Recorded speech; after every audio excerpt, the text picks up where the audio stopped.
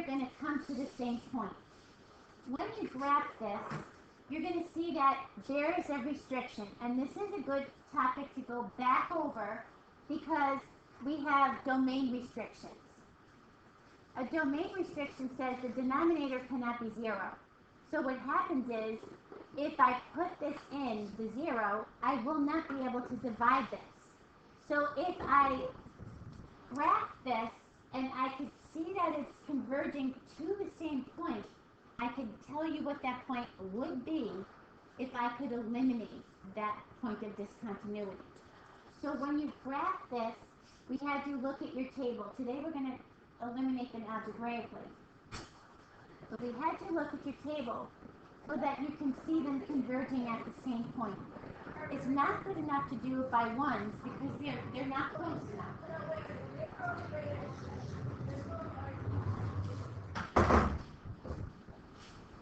Alright, is everybody okay with doing these? You could pretty much see if we could connect that missing part, they would converge at the same point. Okay. Tell me if you had any questions in this, and then I can gladly help you out. This one probably best to do in radians, since otherwise you would have to change your degree mode. But it's probably best to do it in radians. And you can tell right away that this, if x cannot be 0, then you're looking at the sign of 0. It's the sign of 0 that's not going to work. So where is the sign of 0 in here that we use this? It'll converge at the point of 1. This one, 17, as it approaches 2, there is no restriction. So all we do is look for the exact point. The point exists. So its limit exists.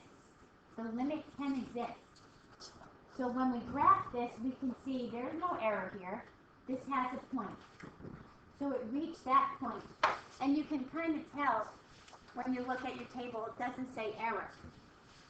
Your sine curve, again, this guy has no domain restriction. There's nothing in the denominator that will cause you any grief. It's just a regular sine curve, and I did it in radians, but if you do it in degrees, that's fine too. Change the pi.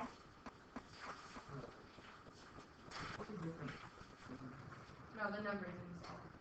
The numbers are different? Oh, well, sorry. it's just 1 through 7.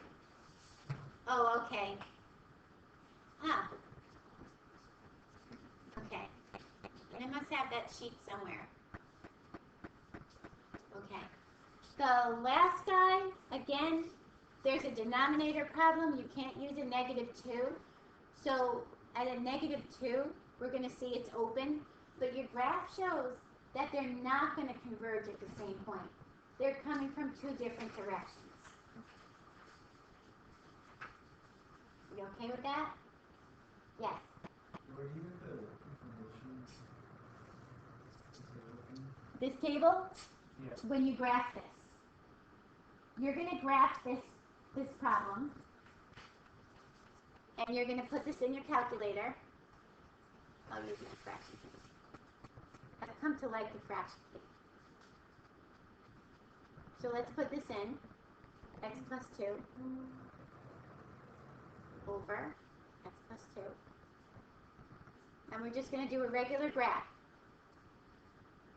So what I did was I just went to the table. And I said, okay, everybody seems to be working. Everybody's got a 1 up there. Oh, the -2 doesn't work. There's my domain restriction. Can't use -2 because my denominator would be 0. And the rest of it now slipped to the bottom. It's -1. So what I wanted you to do was find it to see if this would come together.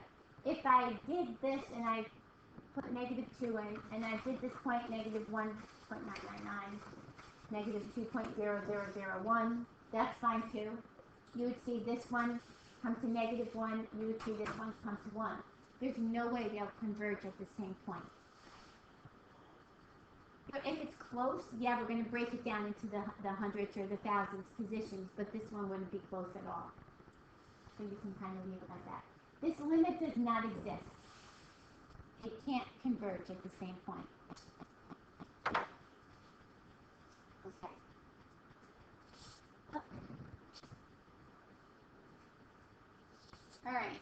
Again, this guy, if we graph this, you're going to see that when x is 4, it says error. So where is it slightly to the left, slightly to the right? Break it down as close as you can. Go to the hundreds. Even the hundreds would probably work, but the thousands work real good. You're giving me or equals far right there, Rebecca. Let's see. Let's take this guy and graph this. So we're graphing radical x plus 5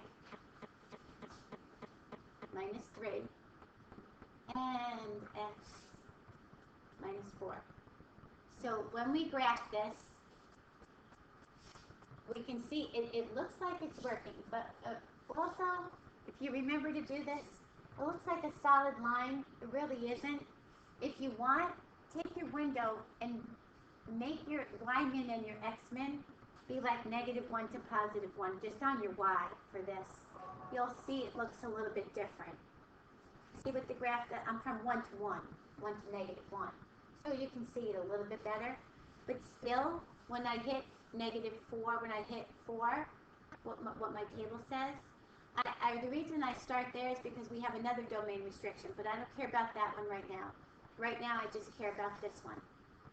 That's a domain restriction because of the radical.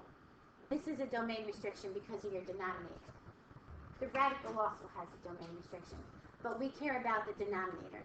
So where is this guy going when I'm here? If I look at your table, this is a little bit too far apart for me to tell. So if I make my table, and you have a number of ways you can do this. Start at 4 and go 0.001. I should be able to see the difference. If I go here, do you see it now? Oh, maybe I'll just break it down. Do you see it now? Now they're closer. You can tell what point is this going to be if I can fill this in. This is my removable point.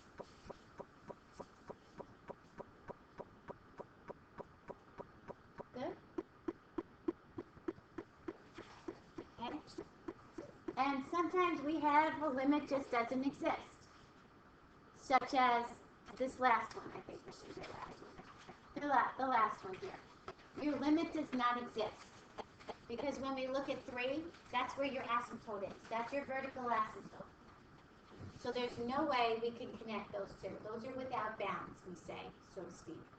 So your limit does not exist. There's no way I can bring those together to the same point.